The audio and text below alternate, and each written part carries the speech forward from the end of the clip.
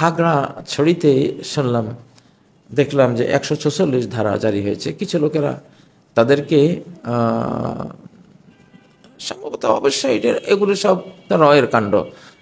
মানে ভারতের সাথে আমাদের এই মানচিত্র, যেটা 1947 সালে আমরা ভারতকে তার বিশাল অংশ ছেড়ে দিয়েছি, পুরোটাই হিন্দুদেরকে ছেড়ে দিয়ে এই মানচিত্র শুধু মুসলিমদের জন্য নেওয়া হয়েছে। কারো যদি এই মানচিত্রে থাকা পছন্দ না হয়, চলে যান আপনারা, এই মানচিত্র আপনাদেরকে আমরা দেব না। তার উপরে কোনো আঘাত করলে, তাকে গালিগালাজ করলে সাহাবায়ে কেরাম আশান্বিত হতেন যে এবার আমরা বিজয়ী হব, এবার আমরা বিজয়ী হবই। কারণ মুহাম্মদ সাল্লাল্লাহু আলাইহি সাল্লামকে কেউ গালি দেবে, তার ব্যাপারে কেউ তার অধিকার ক্ষুণ্ণ করবে, এটি সর্বশক্তিমান আল্লাহ, তার প্রিয়তম বন্ধু আল্লাহ কখনো মেনে নেবেন না। যেখানে সাধারণতই হাদিসে কুদসির মধ্যে রয়েছে, সহিহ বুখারী হাদিস এটি, মান আদালি ওয়ালিয়ান ফাকাদ আযানতুহু বিল হারব, আমার কোনো বন্ধুর সাথে যদি কেউ শত্রুতা করে, আমি তার বিরুদ্ধে যুদ্ধের ডিক্লার দিলাম। বাংলাদেশের বর্তমান যে প্রেক্ষাপট, ভারতের যে পরিস্থিতি এবং বিশ্ব পরিস্থিতি, সব নিয়ে চিন্তা করলাম যে কিছু কথা বলা উচিত। তো সেজন্যই আপনাদের মুখোমুখি হয়েছি। ভারতে আই লাভ মুহাম্মদ সাল্লাল্লাহু আলাইহি সাল্লাম, এই কথা নিয়ে একটা বিশাল গণ্ডগোলের সূত্রপাত হয়েছে। মুসলিমদের আই লাভ মুহাম্মদ, আমি ভালোবাসি মুহাম্মদ সাল্লাল্লাহু আলাইহি সাল্লামকে, এটা নিয়ে ভুল বোঝাবুঝি হোক বা কোনো প্রশাসনিক কোনো অতিরিক্ত কঠোরতা জনিত হোক, যে কোনো কারণে একটা সেন্সিটিভ প্রতিক্রিয়া শুরু হয়েছে, ইমোশনাল প্রতিক্রিয়া শুরু হয়েছে। স্বাভাবিকভাবেই নবী মুহাম্মদ সাল্লাল্লাহু আলাইহি সাল্লাম, তিনি আমাদের জীবনের চেয়েও তাঁর প্রতি আমাদের মায়া, ভালোবাসা, শ্রদ্ধা সব কিছুই বেশি। আমরা মুসলিমরা আমাদের জীবন, সম্পদ, গোটা পৃথিবীর চেয়ে তাকে, সব কিছুর চেয়ে আল্লাহর পরে আমরা তাকে বেশি ভালোবাসি। এখানে হাত দেওয়ার কোনো সুযোগ কারোই নেই। এখানে যে হাত দেবে, একেবারে মহাকাশীয় প্রতিক্রিয়ায় এবং জাগতিক প্রতিক্রিয়ায় তার উপরে বিশাল গজব নেমে আসবে, কোনো সন্দেহ নেই। আল্লাহ তাআলা বলেছেন, আউযু বিল্লাহি মিনাশ শাইতানির রাজীম, ওয়াল্লাযীনা ইউযুনা রাসূলাল্লাহি লাহুম আযাবুন আলীম, যারা কষ্ট দেয় আল্লাহর রাসূলকে, তাদের জন্য রয়েছে যন্ত্রণাদায়ক শাস্তি। সূরা তাওবা 61 নম্বর আয়াত। মুহাম্মদ নামটি মহাবিশ্বের কুল মাখলুকাতের কাছেই প্রিয়। পাথর, মাটি, গাছগাছালি, পাখপাখালি, পশু, সবার কাছে, কুল মাখলুকাতের কাছেই এই নামটি প্রিয় নাম, আল্লাহর পরে সবচেয়ে প্রিয় নাম। তো এখানে কোনো রকমের কোনো টাচ করা বা তাকে কেন্দ্র করে কোনো ভুল বুঝাবুঝি হলে প্রশাসনকে সেখানে তড়িৎ কোনো কঠোর সিদ্ধান্তে যাওয়া বা পদক্ষেপে যাওয়া, এটা ভয়ঙ্কর।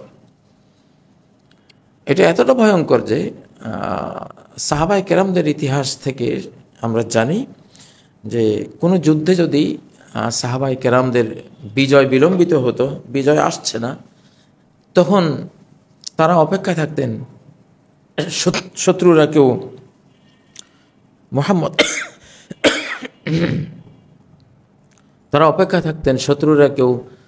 সাল্লাল্লাহু আলাইহি সাল্লামকে গালি দেয় কিনা, ওনাকে আঘাত করে কিনা, বা তার কোনো বিষয়ে তারা কোনো শত্রুতা প্রদর্শন করে কিনা।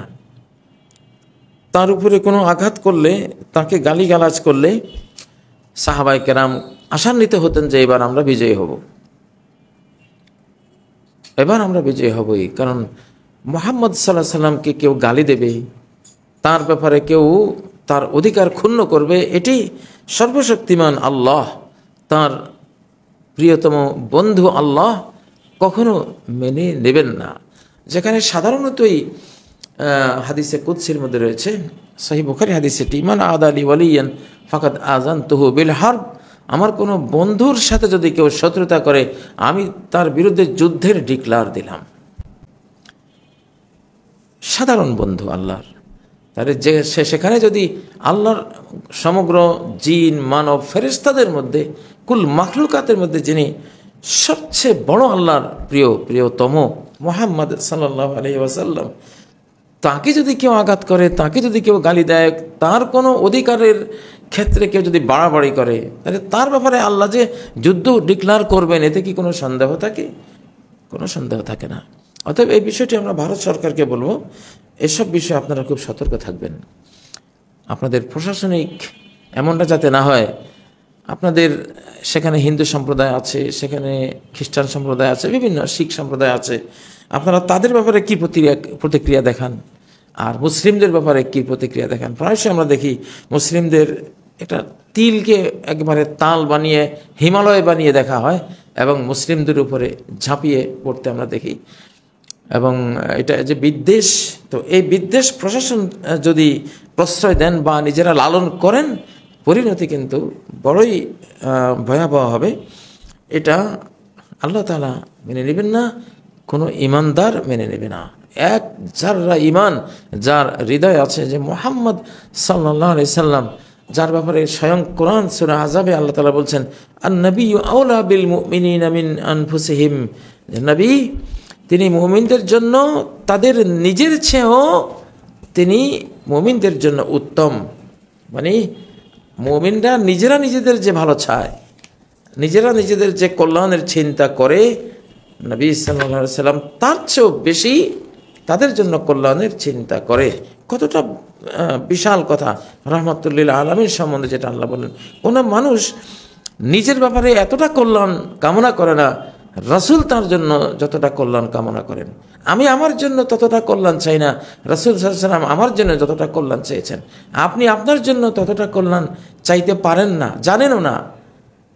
যতটা কল্যাণ রাসূল সাল্লাল্লাহু আলাইহি ওয়াসাল্লাম আপনার জন্য চেয়েছেন, আপনার জন্য কল্যাণ হতে পারে তিনি জেনেছেন, সেটা আল্লাহর কাছে চেয়েছেন। সেই জন্যই এটি সূরা আল আহজাবের ৬ নম্বর আয়াত, আন-নাবিয়্যু আওলা বিল মুমিনিনা মিন আনফুসিহিম, নবী মুমিনদের জন্য তাদের নিজেদের চেয়ে উত্তম, ও আজওয়াজুহু উম্মাহাতুহুম, তার স্ত্রীগণ তাদের মা।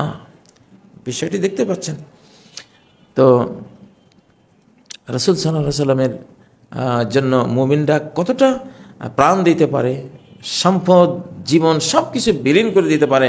ইতিহাসের বহু ঘটনা ভারতেই রয়েছে। নাথুরামের ঘটনা আমরা জানি, আব্দুল আলিম কি করেছিল, এই জাতীয় বহু ঘটনা। আব্দুল আলিম, ব্রিটিশ কোর্ট তাকে মৃত্যুদণ্ড দিয়েছে, কিন্তু সে যদি অস্বীকার করত, অনেকে চেয়েছিল, ডক্টর ইকবাল, মৌলানা হোসেন আহমদ মাদানী, আবুল কালাম আজাদ, মৌলানা আবুল কালাম আজাদ, অনেকে চেয়েছিল যে তুমি শুধু বলো যে না আমি হত্যাকাণ্ড ঘটাইনি। সে কি বলেছিল যে জেলখানার বাইরে মুহাম্মদ সাল্লাল্লাহু আলাইহি ওয়াসাল্লাম দাঁড়িয়ে আছে, তিনি আমার অপেক্ষায় আছেন, তো আমি তো এই হত্যাকাণ্ড অস্বীকার করব না, এটা স্বীকার করে ফাঁসির রশি নবীর জন্য গলায় নিয়ে আমি তার কাছে চলে যাব। সে তাই করেছিল। তো বিষয়টা তো এরকম। অতএব এসব বিষয়ে প্রশাসনের উচিত খুব সাবধানে পদক্ষেপ গ্রহণ করা। এটা একটা বৈশ্বিক বিষয়, বরং এটা একটা ইউনিভার্সাল বিষয়, মহাজাগতিক বিষয়। কারণ মুহাম্মদ সাল্লাল্লাহু আলাইহি সাল্লাম উনি মহাজগতের মহাপুরুষ, মহান নবী, আল্লাহর সবচেয়ে প্রিয় মানুষ তিনি। তো আমরা আশা করব ভারত সরকার এই বিষয়টি মুসলিমদের ইমোশনাল পর্যায়ে কোনো আঘাত না দিয়ে যাতে সুন্দরভাবে সমাধান করেন।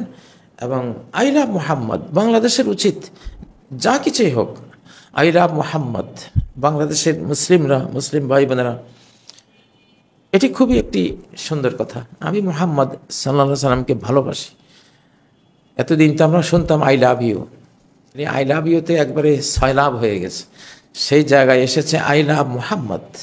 বড় সুন্দর কথা, বিশাল কথা। এটা যেন একটা মানে পাতালের তলা থেকে একেবারে আকাশের চূড়ায় উঠে যাওয়ার মতো একটা কথা।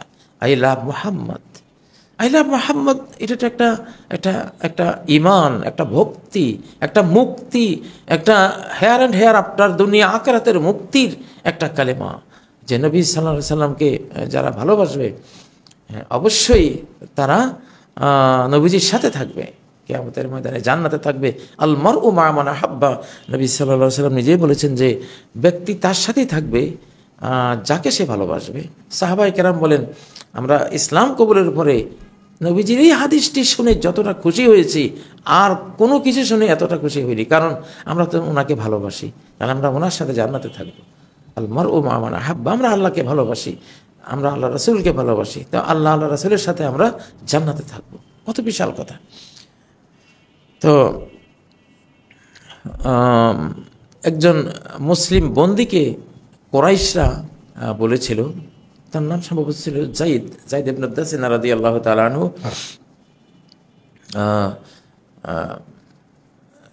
কুরাইশরা তাকে বন্দী করে হত্যা করেছিল। হত্যার আগে তারা বলেছিল যে, আচ্ছা তুমি বলো তো, তুমি কি মনে করো, আমরা যদি তোমার বদলে মুহাম্মদ সাল্লাল্লাহু আলাইহি সাল্লামকে ধরে এনে তাকে হত্যা করি আর তোমাকে ছেড়ে দিই? সে বলল, কি বললে? তাকে হত্যা করা তো দূরে থাকুক, আজকে আমি তোমাদের হাতে বন্দী অবস্থায় যদি শুনি যে মদিনায় নবী সাল্লাল্লাহু আলাইহি সাল্লামের পায়ে একটি কাঁটা বিঁধেছে, সেটা সহ্য করার ক্ষমতা আমার নাই, আর তোমরা কি বললে আমাকে?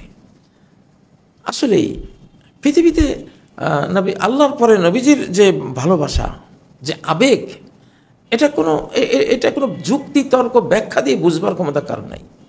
এটা এমন একটা জিনিস, পৃথিবীর কোনো অ্যাটম বোম, পারমাণবিক বোমের এই ক্ষমতা নেই, যে ক্ষমতা হুব্বুর রাসূল সাল্লাল্লাহু আলাইহি ওয়াসাল্লামের মধ্যে আছে।